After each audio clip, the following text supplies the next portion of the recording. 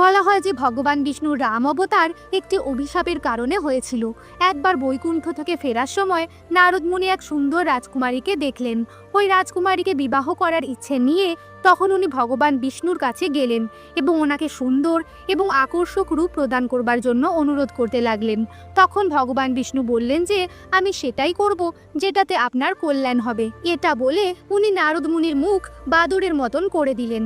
নিজের রূপ সম্পর্কে না জেনেই নারদ মুনি রাজকুমারীকে বিবাহ করতে তার স্বয়ংবরে গেলেন। সেখানে নারদ মুনির বাদরের মতন মুখ দেখে সভায় থাকা সকলে হাসতে লাগলো।